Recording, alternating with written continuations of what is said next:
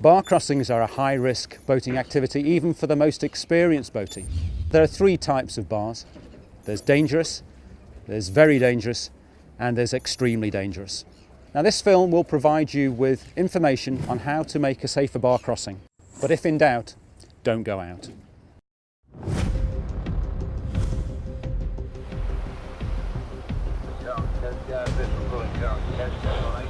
Come again, please.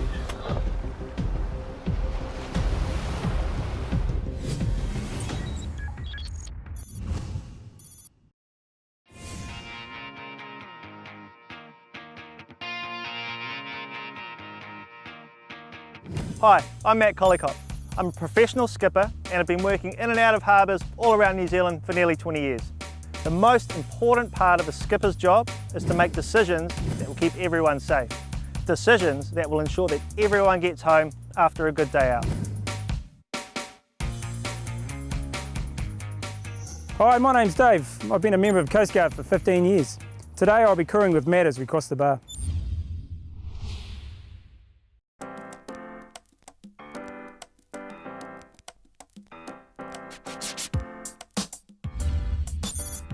Bowentown is located in the Bay of Plenty on the east coast of New Zealand. It is a popular boating destination. The first thing you need to understand, what is a bar and why they can be so dangerous to cross. A bar is a build-up of sand outside the entrance of a river or harbour mouth. Bars are formed and they continually change with the shifts of sand and silt throughout the area. Weather, current and tide conditions over the bar cause waves that break in an unpredictable pattern. This creates an unstable and hazardous environment for even the most experienced boatie. Every bar is different, so it's really important to familiarise yourself with the local features of the bar that you're planning to cross. The Bowentown Bar is situated at the eastern end of Waihi Beach. It is notorious for its changing conditions, shifting sands caused by very swift tidal flow. Bowentown is the longest bar on the east coast, stretching from the Bowentown Heads out to sea for 2 nautical miles. This makes it difficult to assess the conditions over the entire bar from where you begin your outward transit. Your local Coast Guard unit is a good source of information and advice.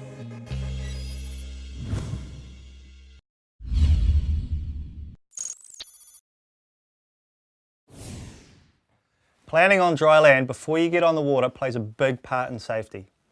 Preparing to cross the bar always starts at home. You need to check the weather, tides and get local information. Make sure that you have the right equipment and that it's in good condition. Always have a plan B ready, just in case the bar or the sea conditions mean it's unsafe to cross. Your plan B could be to go another day, go to a different location, or not go at all. Always check the weather forecast on the day you're planning to head out. There are 2 key things to look at, wind and swell. This information can be found on a number of websites including Met Service, or you can get up-to-date information from your local Nowcasting VHF channel.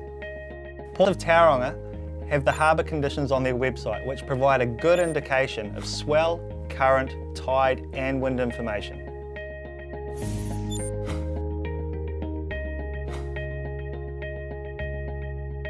It's important to know when the tide times are, both for heading out and coming back across the bar. Plan a timeline for your trip based on the tide times and remember to always avoid bar crossings at night. When going out, as a general rule, the best time to go is any time within 3 hours before high tide. All other times should be avoided. When planning your return across the bar, as a general rule, up to 3 hours before high tide and 1.5 hours after high tide are optimum. All other times should be avoided. Never cross a bar at low tide. MarineMate is a really good smartphone app for up-to-date tide information. Before you leave, make sure someone knows where you're going and when you'll be back.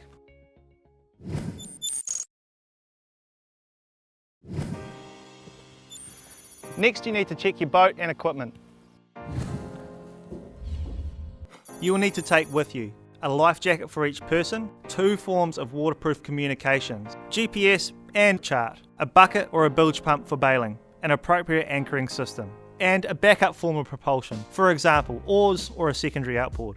Remember to secure gear and any loose objects. This ensures that they don't become flying missiles when you're out on the water. After checking your equipment, do a thorough boat check. Check your engine, battery and bilge pump are all working well. make sure that you have enough fuel.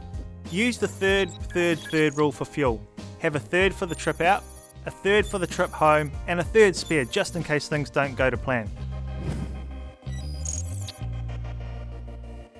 Prior to getting to the boat ramp, head to a place to observe the bar conditions and to plan your route across.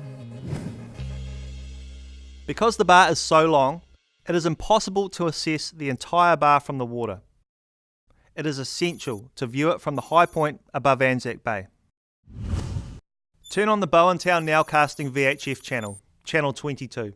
This is to check the conditions and confirm whether they are likely to change throughout the day.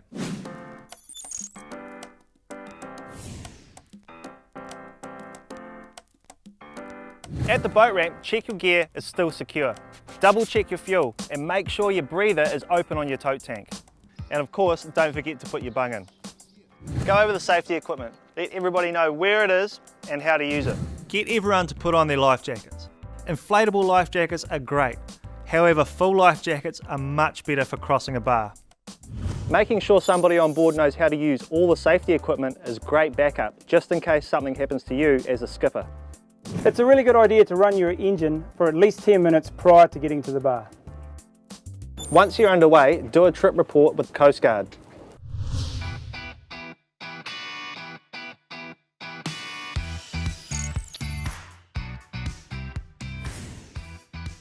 We're at a point now where we can assess the bar.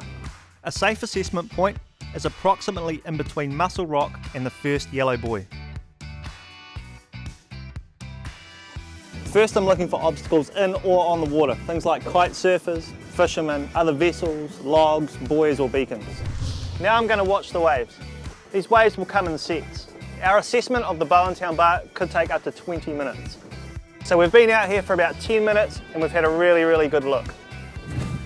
A bar with a breaking wave or white water across the entire channel should never be crossed in an open boat. Once you've made your assessment and decided to cross the bar, do a bar watch report with the Coast Guard. Your call will be logged and Coast Guard will take action if you do not close your report within 20 minutes.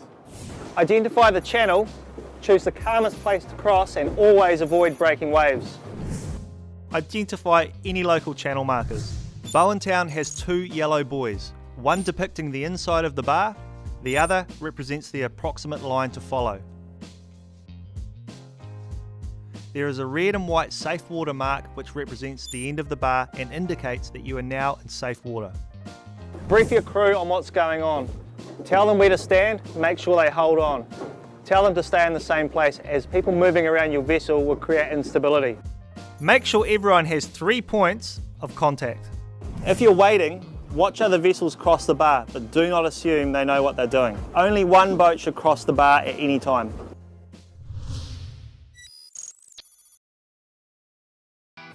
Watch for a lull in the waves. Once you have committed to crossing the bar, you are committed. Never turn around on a bar. If you turn around on a bar, a wave can hit you side on, which can easily capsize any vessel. Approach the wave straight on. Proceed with enough speed to make safe headway. Slow down as you reach the wave, but make sure you have enough momentum to carry you to the top of the wave so you can gently come off the back of it.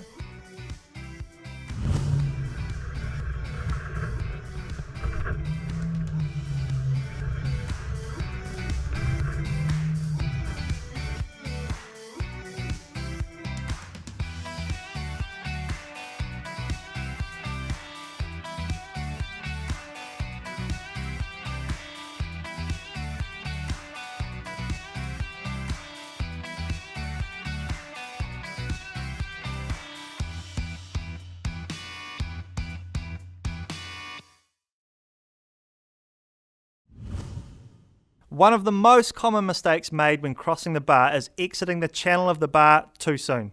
Exiting too early will mean that you could be caught side on by a wave. You will know when you have safely crossed the bar because the water will tend to become deeper and calmer. And watch for your safe water buoy. It is a good idea to enter a GPS waypoint here so that you can use this mark as your safe assessment point when returning back across the bar. Close your bar watch report when you have safely completed your crossing.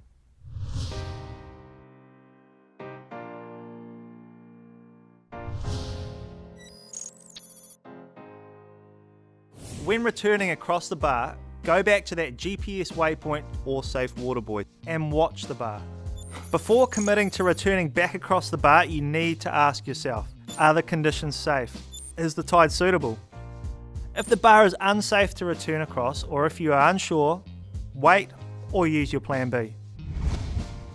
A good plan B for Bowentown is to head down to Tauranga or up to Whangamata.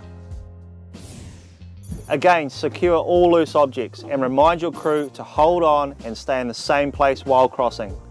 Assess the waves. Do a bar watch report with Coast Guard. Recall your previous path on your chart plotter if you have one, or use the channel transit markers. Use the red and white safe water mark as a safe assessment point before returning across the bar. Use the 2 yellow buoys to guide you back across the bar. Pick a wave to cross the bar. You need to stick with one wave, no fooling around with any other waves. Stay focused on what's ahead. One of your crew can keep a lookout behind to let you know if the wave behind you is catching up with you. If you don't stay with the wave you've chosen, your boat will fall behind, risking the next wave catching up with you and capsizing your vessel. Ensure you proceed straight on at an adequate speed. You will know when you have safely crossed the bar because the water will tend to become calmer.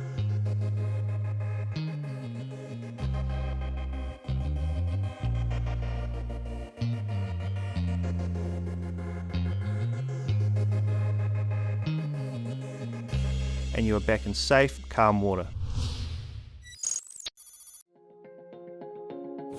Remember to close your trip report when you're safely back at the boat ramp.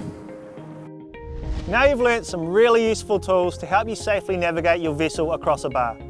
Never attempt bar crossings without knowledge and experience. Head out with someone who knows what they're doing. Remember, always approach bar crossing with the right attitude of caution. If at any point the conditions or your checklist don't add up, postpone your trip for another time or day, or choose to go boating somewhere else. As a skipper, you are responsible for everyone's safety. You need to make sure you can get everyone home safely after your trip out on the water. Respect the bar, and if in doubt, don't go out.